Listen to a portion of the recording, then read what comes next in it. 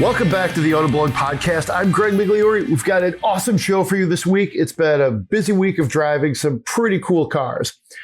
John Snyder, our editor, senior editor for all things electric, and I have been driving the Porsche Boxster Style. We can't wait to tell you about that one. Great way to kick off summer. I've been driving some electric Chevys, some pretty important ones. The Chevy Silverado EV, the RST trim. John drove the 4WT, that's basically the work truck, a while ago. So we're going to compare and contrast those.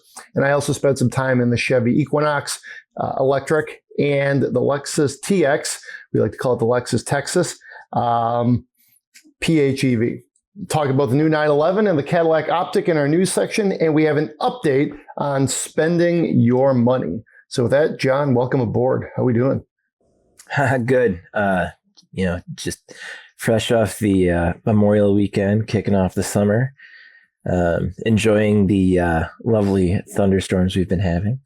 All I can say is my house didn't leak, so that is outstanding. That means I think the new siding is doing its job, so I feel good about that. Nice, kind of an auspicious start to summer here. It was really hot. We did like the pool. I did a little golf, cookouts, but then the last couple of days, it's been borderline chilly. Like I'm wearing long sleeves right now. Yeah. I put my sweatshirt back on today. Heat's off. Yeah, it's that time of year in Michigan where sometimes it's very hard to tell what season it is. Late May is a lot like late August, maybe. I don't know, somewhere in there. Early September. So it goes. But let's talk some cars. So we'll lead things off with let's go with the Chevy Silverado EV RST. It's essentially one of the more public-facing electric Silverados. John, you drove the work truck, which will also be available, for the public later this year. It's, I know when you drove it, you thought it was pretty well equipped and a pretty solid vehicle. The RST is definitely a higher trim vehicle. You can really tell with the range and the power. You're talking about 754 horsepower. It's 785 pound-feet of torque. The range is actually about the same. It's 450 for the work truck and only 440 for the RST. I think some of that is just because you've got so much extra things on the RST that the weight's going to, parasitically take away 10 miles. Lots of bells and whistles. It can charge your house. It's capable of quick charging, Ultium powered, as Chevy and General Motors call their lithium ion battery packs. It was very loaded up. I really liked it. I liked the looks. I spent the day driving it. The press trip was actually in Southeast Michigan, which isn't like super common. Usually we have to go somewhere. So I drove it around the roads of Metro Detroit, out a little bit kind of like west by Chelsea. That was cool. Some very light off-roading. And it was obviously up for that. To kind of boil it down, love how it looks. I think Ford made the Lightning look like an electric F-150 exactly. Chevy was like, we're going to do something different. I think both approaches are good, but I really like the styling on the Silverado EV. This one has some kind of fun party tricks. Super Cruise, of course, which works pretty well. One pedal driving, wide open watts, I believe is what they call it, which is essentially launch control. And that's how you get all of the maximum horsepower and torque. One thing they didn't exactly say is how much it gets when you're not using watts. So that's an interesting question. It's still certainly substantial, but I tried watts. That was fun. Then the brakes worked out quite well too. So it's pretty loaded up. It has a pass through from the bed into the second row. So if you want to like jam, they had a canoe, a kayak back there. Not a canoe. It probably could fit a small canoe, but it was a kayak. Things like that. And then the RST that I tested had the tonneau cover on back, which I think is, it helps with aero a little bit, but I think it's also a good look. So I drove kind of the glowed up Silverado EV. You drove the work one. So what did you think? We'll refresh your memory here this is a while ago, but what did you think? I liked it quite a bit. The interior wasn't anything to write home about, but it was completely functional.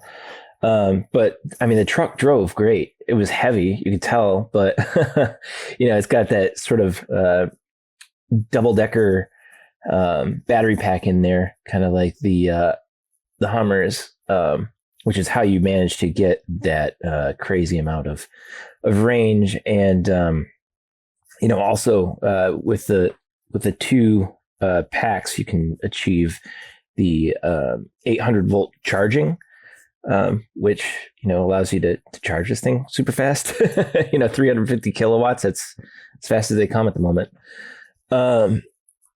And yeah, it like the RST, the 4WT that I drove could tow 10,000 pounds.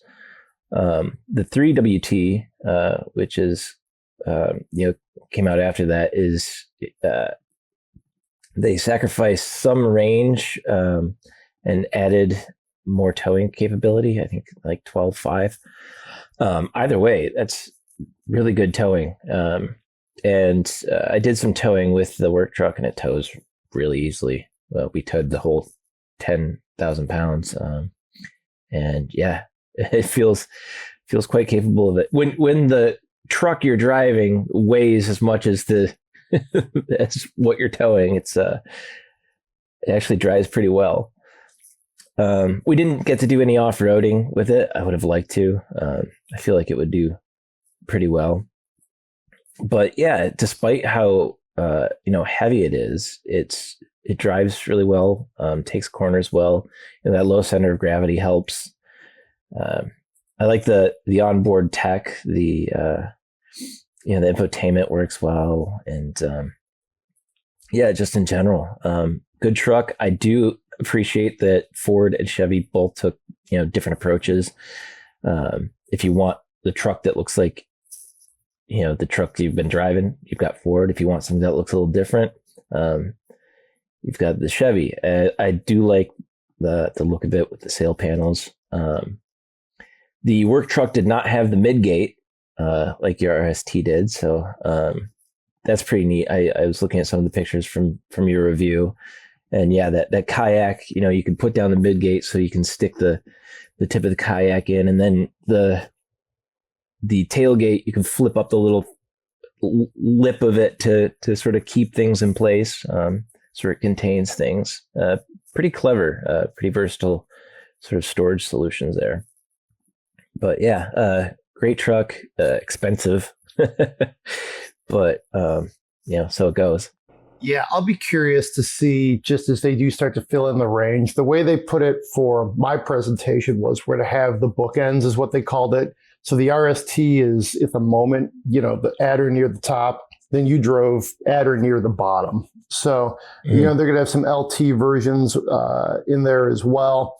If you go to the Chevy actual price, or just Chevy, their website, they do hint a little bit at some of these different variants. I think it makes sense to try to showcase what its most basic form would be, the most distilled Silverado EV, like what you tested. And then, hey, here's everything you could do, which is the RST. So yeah, I had fun with it. Off-roading was, again, pretty fun. So there's that. I thought the interior was, I'd be curious to hear what you think. The interior was nice. It was fine. It had leather. It had that 17.7-inch Google-powered display. Then there's the 11-inch cluster in front of the driver, both very good. Even on the RST model, though, there was just enough of that kind of hard plastic. It was just so Chevy that I was like, ugh. I could have let it go of the work truck, but in a $94,000, or it's like 96, I think, with destination and stuff, it's like, this is a little fierce. So curious, what did you think of the interior at the lower price point? It's functional. It's, in the WT, you might expect, if you're taking it on the field and using it in fleets and stuff, you might expect it to sort of get some dings and scratches and whatnot. And it feels like it would hold up to that better than something with, leather would. But yeah, it was, didn't feel particularly special. It just felt, useful. But yeah, it had the same 2 displays, which work really well. I quite like the Google built-in interface. I know GM is going away from allowing Apple CarPlay. We'll get into that a little bit more with the Optiq, but the Google stuff works really well. Yeah, it's quick. It's pretty smart. The Google Assistant is great. You can use sort of natural language to tell the vehicle to do certain things for you, and it does it. Fairly comfortable. Felt like I had plenty of room. The seats were comfortable. I didn't spend a ton of time in it, just like a couple hours, but I didn't have any problems sitting in it for that amount of time. I'd be curious to take it on a longer trip, but I didn't foresee any pain points there. But yeah, just pretty simple, pretty basic. There's still, external controls outside the menu for the HVAC and stuff, which is nice. An actual volume knob, which I know is actually a deal breaker for some people, not having that. So good to have that sort of thing. And I would like to try it with Super Cruise. That's a nice thing to have as well. Super Cruise works really well. Yeah, I think Super Cruise works a little better in smaller vehicles. Maybe that's just more my comfort level. It probably doesn't work any differently, but we'll talk about it here in the Equinox EV in a minute. I thought it worked just a little bit better, but I honestly think that it was my comfort level. It's just a big truck. It's got to work a little harder to maintain lane position, whereas an Equinox just kind of, maintains lane position a little bit easier. But I really liked it. I think it's, again, one of the most ambitious products Chevy has launched in some time. I think it sort of continues in that aggressive electric cadence that they've often done, going all the way back to the EV1. I wrote in my piece that when they go electric, they go big. There's not a lot of these like incremental plays or like we're going to mess around with different hybrid. Like, I mean, they went up the EV1, the Bolt, the Volt, all those things in their day were, big deals. And the electric Silverado, I think, follows that tradition. I think it's even more aggressive than the Lightning is, as far as just all the different features and the design. So I think that puts it, I think design is subjective. You might look at this and not like this, and then be like, man, I'm a Silverado buyer. I wish they made this look like a Silverado, not like a reborn, Avalanche. But, I liked it a lot. Handled well. Yeah, it's definitely a bigger departure from the regular Silverado than the Lightning is to the F-150. I mean, it's a huge departure in terms of design, exterior and interior. But I personally don't mind it. Like you said, it's subjective and other people might not feel the same way, but I like it. Do you have a ranking? I guess right now it's just Ford versus Chevy. Do you have a ranking? Geez. I don't want to be a prisoner of the moment, but I will put the Silverado maybe just a touch ahead. But I hate it when car journalists say, well, I'd have to drive them back to back. Well, really, would you? But it's been a minute since I've driven the Lightning, but I really I have a good memory of driving it. Yeah. I just felt like from a product perspective, the ambition, like just how hard Chevy swung with this. Yeah. Put it ahead. And with like the highest numbers, it goes farther and has more horsepower. So, I mean, there is that. Yeah. Or Cybertruck, which I guess neither of us have driven. Yeah, I don't know about the Cybertruck. Right. Gotta ask. After seeing it in person, on the road, not really feeling it. I don't know. I'd maybe go with the Lightning. Okay. I really like. I really like the F-150. And this is basically an F-150 that's faster and smoother and quieter. And yeah, it feels like maybe a little bit more fleshed out, I guess, especially when you're talking about the interior. There's just a little more, I don't know, you feel a little more comfortable in it. I haven't, driven the RST. I've sat in the prototype, but I don't know. I really like the Lightning. I think it's really well executed. I mean, they both are, but I don't know, something about the Lightning just I get excited when I see them. It's fun to sort of pick them out of the crowd from the other F-150s too. You can sort of usually tell from the light bar across the front. Mm-hmm. Yeah. And I could get an XLT now, mm-hmm. and not have to, wait however long until a lower price version of the Silverado comes on sale. So I feel like that the last 3-4 years, that's been the story. It's like, here's something that may or may not be a little bit better, but when could you get it and what price could you get it at? So the Silverado is not currently eligible for the $7,500 federal tax credit. They changed that, I think, in January based on some of the new federal rules.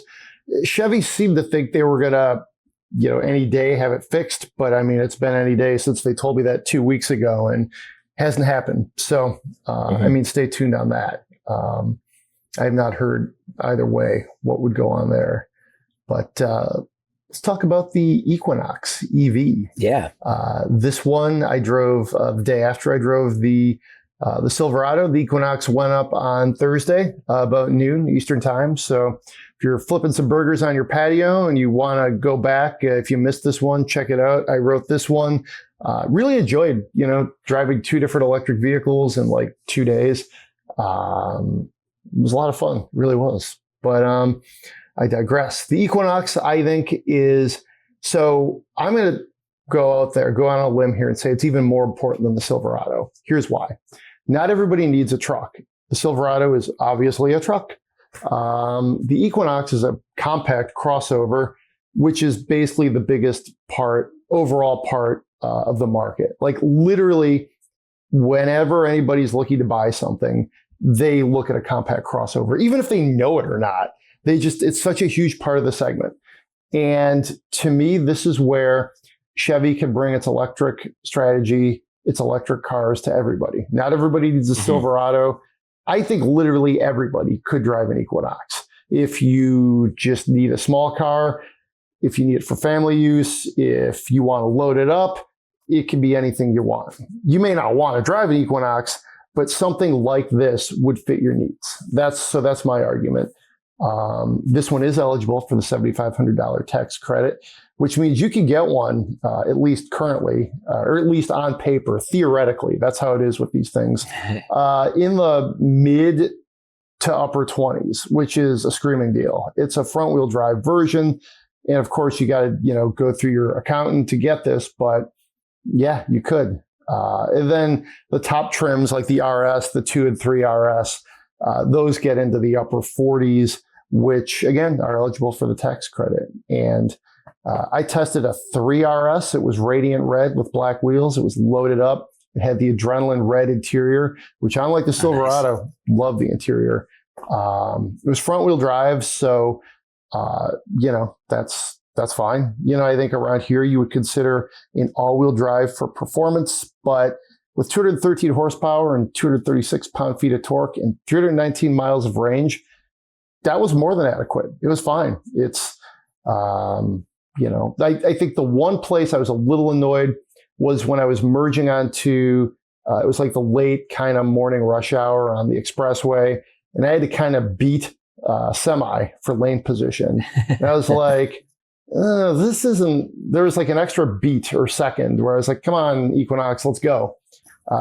Maybe not bad for a normal car, but for an EV where you just expect to like blast off like a rocket ship, I was like, hey man, what's going on here? but plenty of room in the back. I sat in the back, reasonable headspace and leg room. Very attractive too. I think it takes the same like sort of level of design that we've seen in everything from the new Trax to the new Blazer to the electric Blazer to the Silverado. It builds on that. It doesn't look like the old like gas powered Equinox. Like to me, that was a pretty straightforward, like, basic car. This is very desirable. It's, subtle, like and curvy. It's got the LED kind of thin bar up front. The thing I wrote about is it's attractive in ways Chevys used to be. Like, they didn't have to be these economy things that had styling that was sort of sporty, but wasn't really. And everything was trying to make it think it was a Camaro for a while there. This to me goes back to the 50s and 60s when you bought a Chevy because it was the best thing at that price point and it was very, very good. I compared it to like the Biscayne or the Nomad, things like that were like best in class and deservedly so. So I really liked it. I think it enters a really crowded segment. Like there's literally 3 Hyundais that you could price shop this with. The Kia EV6, maybe the EV3. We just saw that earlier. ID4, cheaper Mach-E's, Model Y, you name it. Everything's in this segment. But Chevy executives basically even said, well, we had to be here. We'd be foolish not to be here. And they're optimistic. Like they actually were talking about how EV sales have kind of been flat. Well, they were like, well, we haven't been selling any electric cars. Wait till we get into this. That's going to raise the market. And I'm like, well, that's confident, but it's theoretically true. They either have to do that or steal share from somebody. And that is my conclusion, though, to the story is that this thing is good enough to steal share. Like, even if it doesn't grow the market, it is good enough. Like, I think it's one of the best in the segment. So really liked my time with this car. Crossover. Yeah, I feel like Chevy has, sort of put its name out there and proven itself a bit with the Bolt.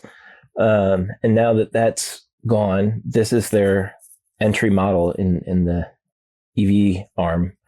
And I think it looks good. I like that the 2-wheel drive version, you can get front wheel drive. Mm-hmm. So if you don't want to pony up for all-wheel drive, you still got something that you can use in the snow belt in the winter. It's just, I think it's a good, attractive product to sort of get people back in Chevy EVs until, they relaunch the Bolt. But, in the meantime, you're getting something that's a little bigger, a little nicer. You probably get a lot of former Bolt owners that are ready to move up too.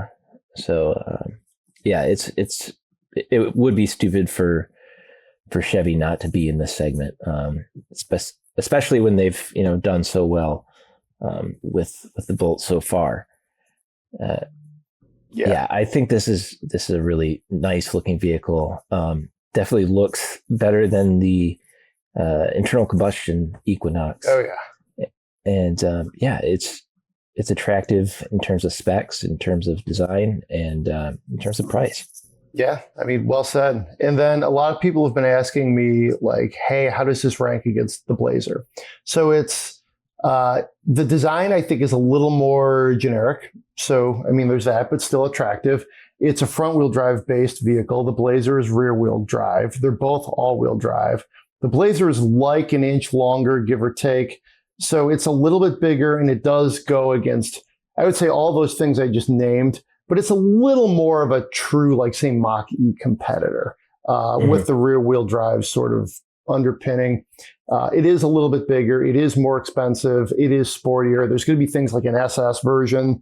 It is styled more severely and sportier. So, I mean, you might or you might not like that. I kind of think I like the Blazer styling a little more. But the Equinox is very, very good. So that's where that fits in. I think it'll kind of come down to I think it'll be a little bit different than the Equinox Blazer breakout now, because I think literally a very similar customer might buy both. Whereas in this case, I think the Blazer might be just a bit more expensive and just a bit sportier, that you might see a little different, maybe a little more of an enthusiast, customer towards that. It's like an SS replacement. Yeah, I mean, this definitely seems, the Equinox seems to be like, if it's going to be cross-shopped with Ford, it's going to be the lower end of the Mach-E spectrum where people don't feel like they need all the performance extras, whereas the Blazer would go up against those more performance-oriented Mach-E's. Cool. So that is the Equinox. It is, again, it's available now, actually. You can order one. We used to do these drives like 3-4 months or more ahead of them. Now they're available. I've even seen one on several of them on dealer lots. So that's the Equinox EV. But let's go back to gas-powered cars. Talk about a very special Porsche 718 Boxster. This is the Style Edition, which is pretty sweet. We both spent some time in it. I did a bit of a mini feature, almost a blog, we would call it. I don't know. We are Autoblog, just a mini feature, we'll say. Because I was just so inspired on Wednesday night. Drove around, took the keys. It was like 9:07, I think. Drove around until it was fully dark, from dusk till darkness, and then just came back and rode it. And it was so much fun. To me, that's why you get a car like the Boxster. And then Thursday we worked Thursday, but then we had a 4-day weekend. So for me, like Wednesday night was like the last work night of the week. So it really was an informal kickoff. As the 2-liter 4-cylinder turbo Boxster, Boxer engine, the PDK, which I thought was great. I tend to like the manual, but man, it's hard. Like the PDK was just brilliant. Low to the ground. I had the top down the whole time. It was great. What did you think? I loved it. I sort of wish it was a Cayman, because I'm not a big fan of convertibles, but I did keep the top down almost the entire time I drove it, which is unusual for me. But you sort of let in some more of that sound, and some people rag on the sound of a Boxer engine, but I appreciate the sound of a Boxer 4, and I think Porsche does a good job piping it out of the exhaust and making it sound fun, especially if you hit the little button and open up the exhaust sound. It sounds pretty good. But really, the big thing about this particular example is just the way it looks. This was in a beautiful blue, white Porsche decals. Those white wheels were just best part of it. Loved it. So cool. It just looks so good. You can get a Boxster that sort of, you could get it in silver and it would sort of maybe not grab attention, but this thing turns heads, even though it's nothing particularly special in terms of performance. I mean, it's still a Boxster and it's fun and everything, but yeah, it's the style of it, hence the name, was the reason it would grab people's attention. But yeah, very good to drive. The PDK adapts really well to different types of driving. If you're just sort of cruising, going slow, I noticed how just smoothly it would shift. It would shift slowly and just sort of match your speed, so it wouldn't knock you around in the car. You wouldn't really feel the shift. You'd have to be sort of looking for it. But then when you're pedal to the floor, it just snaps off really quick shifts. And it's super engaging. That said, of course, I prefer a manual, but this is really good, and especially if you're going to spend time in traffic, this might not be a bad way to go. But I did, try to avoid traffic with this thing. It's just a really nice. We had beautiful weather while we had it too. Just nice to put the top down and soak up some sun. I was at karate and some people are like, why are you so tan? It's like, had a convertible and it was a good one. Yeah, that's funny. I've very much had a similar experience. Even though I drove it at night, but I also then drove it in the morning, just in like that early morning sun kind of lights you up. And I was like, ooh, yeah, getting a sunburn here. Yeah, it cooks you a little bit, especially when it's lower in the sky like that angle. Yeah. But yeah, it was fun. It rolled into the driveway and Wally didn't know what I was going to pick him up from school in. And I showed up and parked in sort of the usual parking spot. And he called me from his watch. It's like, where are you? I'm like, usual spot, blue convertible. Okay. And he spotted it and he just starts going, oh, sick. Because he just, he saw it in the blue with the white and it just looks so cool. It really looks good it looks good with the top up too. It's got that sort of weird black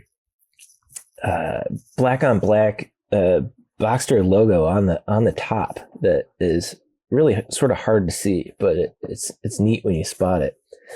But yeah, that was fun just to cruise around. And then of course, Kat was asking me if it was a belated Mother's Day present. We've always talked about,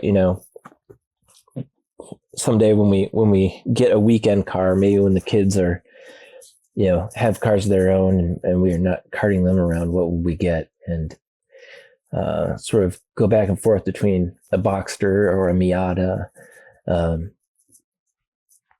So it was really nice to just, it's good for just cruising, just lazily cruising, but it's also so much fun when you press it. It just rotates so well, so responsive to every input. Just bravo, Porsche. These are just great cars. Yeah, I've considered the Porsche Boxster as sort of like a retirement weekend, late, I don't know, midlife crisis car, you name it. Yeah. I think it's so well proportioned and good at what it does. And even to your point, the PDK makes it it's already a pretty agreeable car, but also performance oriented. But the PDK just makes it so drivable, like endlessly drivable. Like you could drive it 3.5 seasons of the year at that point. I wouldn't want to really go snow plowing with this thing. But I mean, with our winters lately, you just put it away for like the 3 weeks when there's like really serious snow. And then you're just driving, a very nice car in like 30-degree weather, I mean, you don't put the top down, of course, maybe you do, I don't know, but and just, I thought the Style Edition was fun too, with the Porsche lettering and, the white wheels, of course. It really had a character, in a way that, we'll talk about this in a minute, the new 911, but like even the 718s and the new 911, sometimes they can seem very technical, almost like Audis. Mm-hmm. This reminded me almost like of an 80s, 90s kind of Porsche, just expressive, fun, Miami kind of vibe. And I really liked it. Yeah, it's sort of, like I mentioned, sort of a dual nature car. You can cruise in it. But yeah, you can sort of treat it like an old SL almost, just something relaxed that you can, cruise the boulevard with. One thing I did notice is it was when you did get in traffic, it was not always the best. You can't really see around anything. I found myself, making a left turn. If the people's flowers or bushes were blooming, I'd have to sort of sit up and poke my head out to try and see around things. And when it came time to, pass someone on the highway, it's hard to see what's in front of them. But I mean, that's part of the fun. Being so low to the ground, you just feel like you're really part of the vehicle. And yeah, it's excellent. All right. So check out the story. I wrote it actually last week, but you can still easily find it. We're also going to have a piece coming up on, I think Zach Palmer, our road test editor, is going to pull together some like 5, 10, somewhere of that number, a numerical number of thoughts, numerical number. Wow. He will have thoughts on this vehicle as well. So, yeah, that is the Porsche 718 Boxster Style. Great way to start off summer. Then I had, after the Boxster, briefly we'll touch on the Lexus TX. This is probably the third or fourth time I've driven the TX. Earlier in the year, I drove a much lower level one. It was in like, I think the upper 40s to 50s, somewhere in there. This one was 82 grand, almost 83. It's the plug-in hybrid. It's 3.5 liter V6 plug-in hybrid, I will note. And you know what? I think the big thing I can say about it is they really did the 3-row plug-in hybrid thing well. I just drove our long-termer, the CX-90, like a couple days before. And everything about that with the discombobulated powertrain does not apply. It's just like, it shows you like, you can do this right. So all the things with the Mazda, the 2.5 liter 4, the 8-speed transmission, the EV elements, just now all trying to do their own thing. You get Lexus and they just crushed it. I think that speaks to the fact that Toyota's been using this technology more broadly for much longer. Yeah. I haven't driven the TX, but I was going to say Toyota really has, and by relation, Lexus really has their hybrid systems down. I was talking with a friend of mine who bought a RAV4 Prime that he loves. They've just been doing this for so long. Their hybrid systems just are really well behaved, and and you sort of know what you're getting because it's been around for a while, and it's going to last a while. It's going to, you can keep this car for a long time and be relatively problem free. I had 6 thoughts. Speaking of a numerical number, we can make that a drinking game thing here with the Autoblog podcast. I don't know. I wrote this, wrote this on May 1st, or it was published on May 1st. I thought it was longer, but, yeah, so basically my premise there was for like 55, it's a screaming deal. This, it's like, do you want to pay for the hybrid and all the good stuff? So, I think that's where you kind of got to figure that out. But it was a very nice vehicle. The infotainment was good. As with all 3-row vehicles like the Texas, I guess not all, but it's roomy. It's plenty of comfortable, all that good stuff. So, I liked it. It, the color was Nightfall Mica, which was a beautiful shade of blue. Interestingly, in case maybe you don't know this, it's built in Princeton, Indiana. So, the options weren't crazy. It had about probably $7 grand worth of options. Some stuff I probably wouldn't necessarily get, but, overall pretty solid. 22-inch wheels set it off. In some ways it was a sleeper car just because the deep blue was under the radar.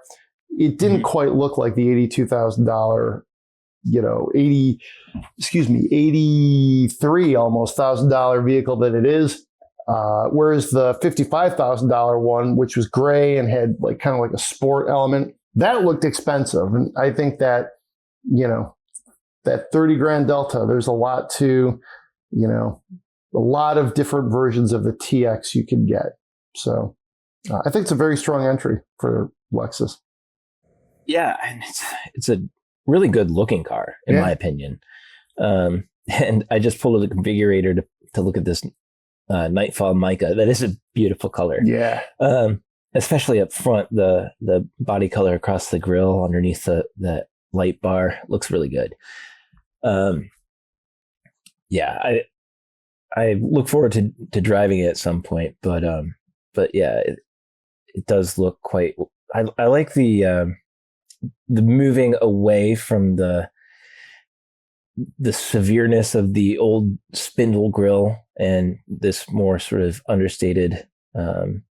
It's the angles are a little less severe, and but it still looks quite new, especially with those slim lights and everything.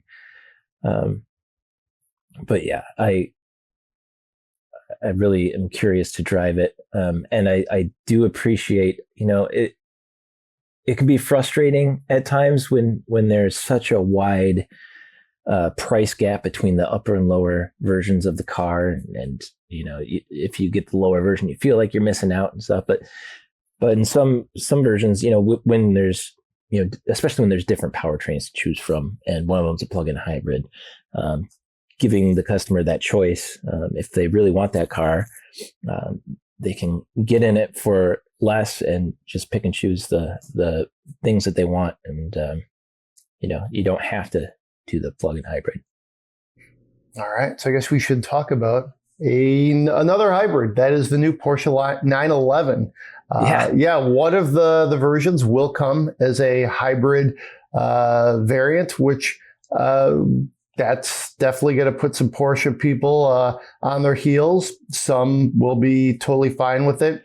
It's the way our senior editor for all things reviews, features, and West Coast, James Riswick, put it. It's basically performance-based. It helps with efficiency, but the 911 won't run like, say, a Prius can with just electric power. This is all about getting more efficiency and performance out of the powertrain. So this is it's basically a mid-cycle refresh. So, there's that. James went to Germany to, get the lowdown on it. This is the, in Porsche parlance, the 992.2. T-Hybrid is what I'm talking about. And of course, if you look at James's video and some of the pictures, you can see some of the, it's subtle, but you can see some of the aero as well, the aerodynamic treatments that make this thing quite slick. So how you feeling about the new 911? It seems pretty neat. I edited James's piece, and reading about the e-machine, the little electric motor, and how it sort of eliminates turbo lag, and it lives between the compressor and the turbine wheel, and so you don't have to wait for the exhaust gases to get it spinning up. It just gets spinning through electrical power, which is not new, but I think it's definitely new for 911. And the way they've done it here just seems a little bit novel, and it seems pretty compelling. I wouldn't have a problem with this. I am not particularly a Porsche purist, but I think in here it serves the intended purpose of helping with performance, which is sort of true to the Porsche brand. I have no problems with this T-Hybrid system going into 911. Nor do I. You really should check out the pictures of the hybrid system too. We have, it really shows where it kind of fits within the PDK. Speaking of the PDK, the Boxster engine, the 3.6 liter, is actually a little smaller, which saves some weight. It's probably a little more efficient in that sense as well. This is another one I'm going to be very intrigued to drive. Hopefully, maybe even this year, towards the end of this year. I think the pricing, the coupe starts at $122. So it's about a $9,300 raise over the 2024 model. This will be a 2025 model. The GTS is going to be $167. So wow. That's, Riswick breaks that down as 14 grand more than the non-hybrid predecessor. So 911 buyers, you're going to have to pay a little bit more for some of this stuff. Yeah. And I highly recommend going and reading James's piece to all the listeners out there. It's a fun read. Yeah. He gets into sort of some of the technical stuff of how it works, but also the experiential stuff as a passenger riding along with I forget who the driver was, but some pro, Yeah. doing hot laps in it, and it's a fun read. It's really good stuff. All right. Sounds good. So let's move along to the new Cadillac Optiq. This is yet again another Cadillac electric. This is we're going to get 300 miles of range. It's dual motor, all-wheel drive. So that means unlike some of the Chevys I've been testing where it's like single motor front or rear wheel drive setups, this is, it's Cadillac. So it makes sense that you get a little more power. Super Cruise, which Cadillac is crushing it on lately. And this is, they say this is yet another bookend. I feel like bookend is the term of this podcast, along with a few other sort of verbal flubs that I've been stumbling over. You wrote this piece. You went to the Backgrounder, I believe, which was a while ago. I actually, when the materials came over, I had to really search my email for when this actually was. But how are you feeling about this thing? What did it look like? It looked great. The lighting in there was terrible, but it was, the one we saw was in this red paint. It looks really good. It's about 6 inches shorter than the Lyric, sort of similar body style, similar front end with the illuminated grille that sort of is choreographed when you walk up to it. It does a little light dance to greet you. But it's really attractive as you move around the vehicle. Along the side, the rear, it's got rear quarter panel glass, which, unlike sort of the Equinox or the Lyric, it actually has glass back there, and it's this layered glass that they have a neat pattern in it, and it's sort of the Mondrian style pattern that they use in the Cadillac Crest. That's sort of almost, I don't know, I want to call it Art Deco, but that's not really what it is. And it looks really good. It's got a glass roof, so huge sunroof. Really neat lighting, front and rear. Inside, pretty good attention to detail. Really neat materials. There's this sort of woven fabric that is, I think, recycled. It's yarn made from recycled materials, and they use it throughout the cabin, including on the little cantilevered center console. And then there's this sort of wood veneer stuff that's part wood, part recycled newspaper. And then all the little storage, there's lots of little storage areas. The map pockets are elongated, and there's under console storage. There's storage at the bottom of the center stack. There's a little slot at the front of the center console that you can't really see unless you're looking, but they're all sort of illuminated in the interior LED lighting, and they're all lined with this soft touch, another upcycled material. They called it Tide. It's like some non-woven material. So everything you sort of look at and touch is interesting. Really neat patterns, really neat interior lighting, kind of like the Lyric.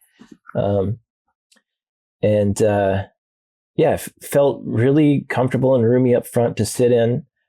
In front of you, of course, that 33-inch curved display, that one contiguous display that serves as the infotainment on the right, and then the IP in front of the driver. All-wheel drive is standard. They hinted at maybe a possibility of a two-wheel drive version in the future. They said, never say never.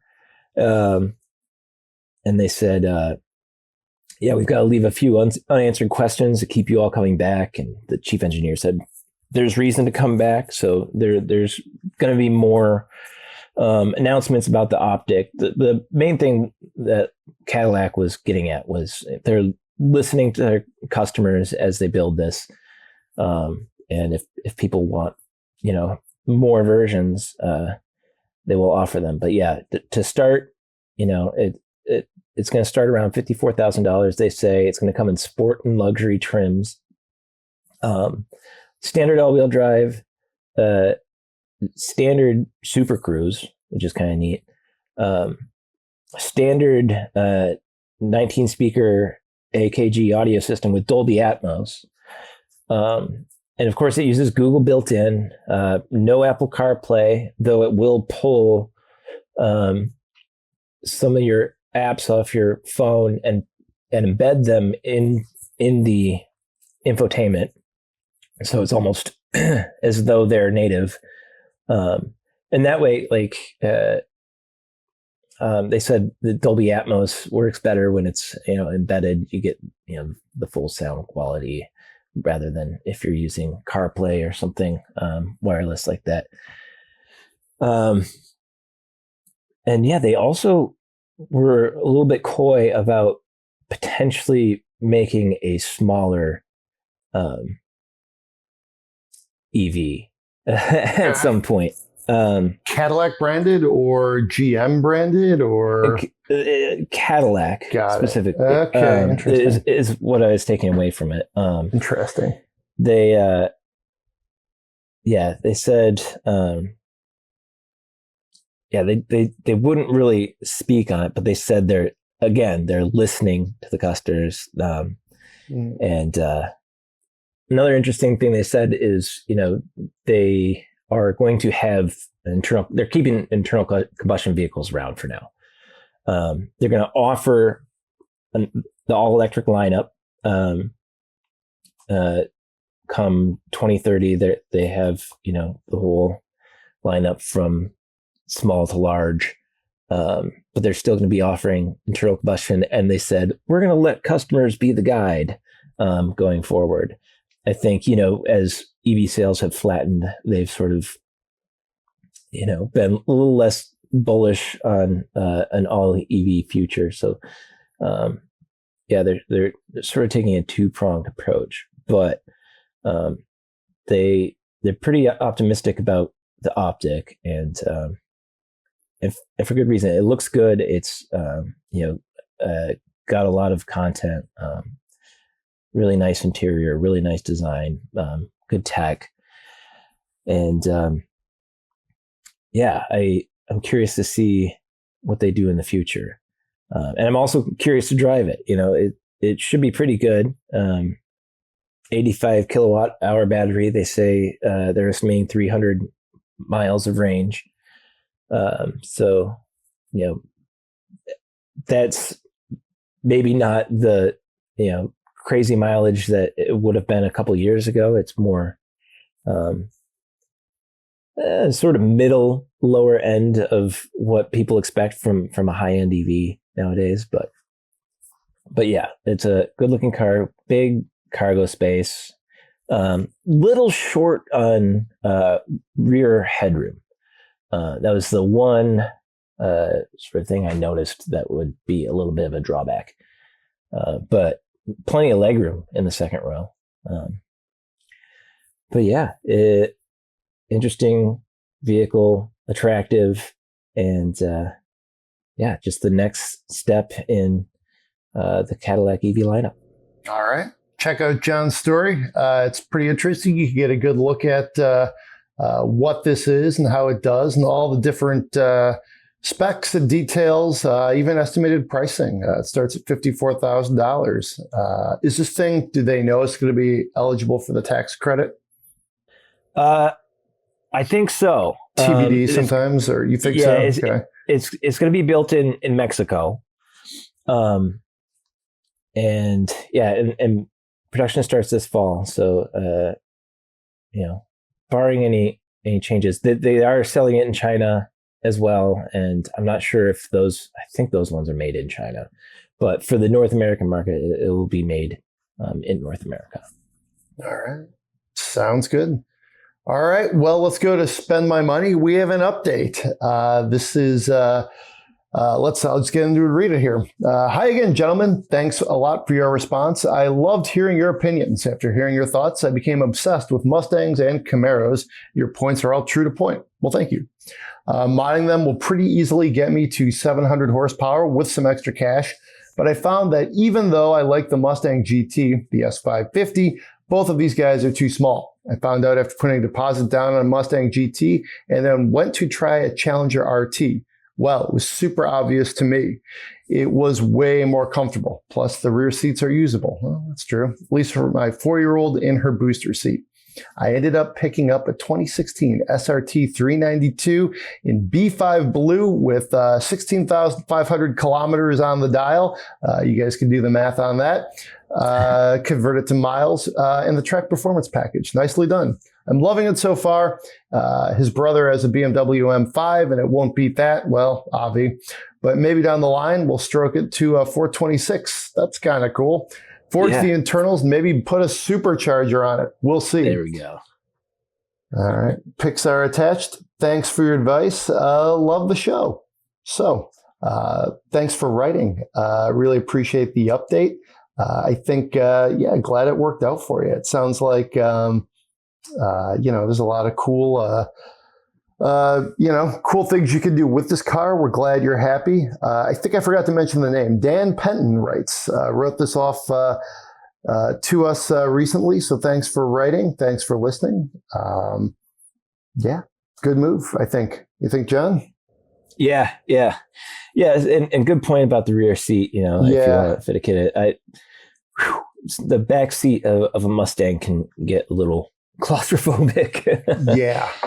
But the Challenger is another one of those cars. I mean, all these pony cars are, well, the Challenger and the Mustang particularly are cars that sort of do the dual thing again really well, where you can just sort of cruise down the boulevard or really go nuts with it. And it does both things equally well.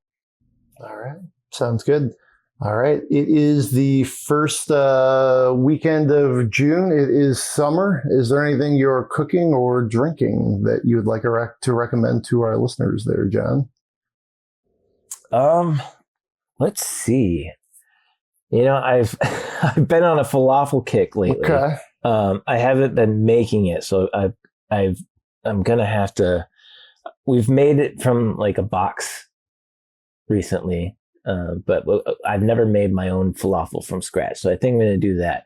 But we have been making this sort of chickpea flatbread. Sounds good. Roasted chickpeas with lots of spices and tahini and hot sauce, some sriracha on there. And it's good. It's a nice light meal for summer. And as for drinks, I haven't really been breaking into my beer lately. I did have an Alaskan Amber. It's a good one. On Sunday with dinner up north.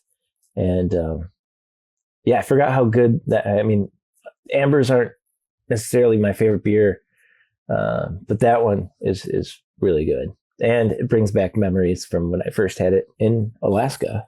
There you go. You're really going the opposite way as far as seasons. I would expect that to be more like maybe 3 months from now, a September 1st beer. Like, hey, we're going to get into the Ambers. True. But Amber, you can drink it in the summer, especially it's been cool and it's just a full-bodied beer. In some ways an Amber, I think, hits like the same way an IPA does. And people drink those all summer. So that sounds good. Let's see. I grilled some turkey burgers the other night.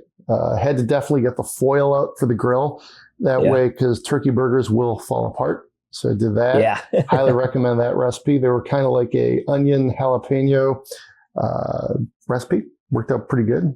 Nice. Drank some sangria with it. I think that's a spring summery kind of drink. Have you ever been to Dominic's in Ann Arbor? Yeah, definitely. Yeah. Yeah.